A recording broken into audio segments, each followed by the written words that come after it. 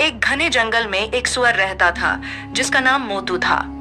मोतू थोड़ा मोटा था और खाने पीने का बहुत शौकीन था। उसे कीचड़ में लौटना, स्वादिष्ट फल ढूंढना और आराम करना बहुत पसंद था। उसी जंगल में एक चंचल और होशियार बंदर भी रहता था जिसका नाम चिंकू था। चिंकू दिन भर पेड़ों पर उछल कूद करता, नए नए करतब दिखाता और कभी कभी शरारतें भी करता था। मोतू और चिंकू दोनों एक दूसरे को जानते तो थे, लेकिन उनकी आपस में ज्यादा बनती नहीं थी। चिंकू अक्सर मोतू का मजाक उड़ाता था कि वह बहुत आलसी है, जबकि मोतू को लगता था कि चिंकू बहुत शरारती और परेशान करने वाला है। एक दिन चिंकू ने मोतू के साथ मजाक करने की सोची। उसने पेड़ से कुछ कच्चे फल तोड़कर मोतू के पास गिरा दिए। मोतू ने बिना सोचे समझे उन्हें खा लिया, लेकिन वे बहुत खट्टे निकले। चिंकू जोर जोर से हंसने लगा। मोतू को बहुत बुरा लगा और उसने तय किया कि वह चिंकू से बात नहीं करेगा। कुछ दिनों बाद जंगल में भयंकर सूखा पड़ गया। नदी का पानी कम हो गया और खाने के लिए फल भी बहुत कम रह गए। सभी जानवर परेशान हो गए। मोतू को अब अपने खाने की चिंता होने लगी, क्योंकि उसे रोज ज्यादा भोजन चाहिए होता था। चिंकू भी चिंतित था, क्योंकि पेड़ों पर फल बहुत कम बचे थे।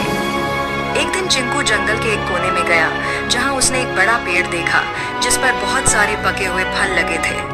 लेकिन उस पेड़ के पास एक गहरा गड्ढा था जिसे पार करना आसान नहीं था। चिंकू अकेले उस गड्ढे को पार नहीं कर सकता था। उसने सोचा कि अगर मोतू उसकी मदद करे तो वह फल पा सकता है। चिंकू को अपनी गलती का एहसास हुआ और वह मोतू के पास गया। उसने नम्रता से कहा, मोतू, मुझे माफ कर दो। मैंने तुम्हारा मजाक उड़ाया जो गलत था। क्या तुम मेरी मदद करोगे? मैंने एक पेड़ देखा है जहां बहुत सारे फल हैं, लेकिन वहां तक पहुंचने के लिए तुम्हारी जरूरत है। मोतू पहले थोड़ा नाराज था, लेकिन उसने सोचा कि मुश्किल समय में एक दूसरे की मदद करनी चाहिए। उसने चिंकू की मदद करने का फैसला किया। दोनों साथ में उस पेड़ के पास पहुंचे। मोतू ने अपने मजबूत शरीर का सहारा देकर गड्ढे के पास खड़े होकर चिंकू को ऊपर चढ़ने में मदद की। चिंकू पेड़ पर चढ़ गया और ढेर सारे फल तोड़कर नीचे गिराने लगा। दोनों ने मिलकर खूब फल खाए और बाकी जंगल के जानवरों में भी बांट दिए। सभी जानवर बहुत खुश हुए और उन्होंने मोतू और चिंकू की दोस्ती की तारीफ की।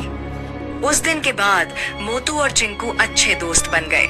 चिंकू ने शरारतें कम कर दी और मोतू ने भी आलस छोड़कर मेहनत करना सीख लिया।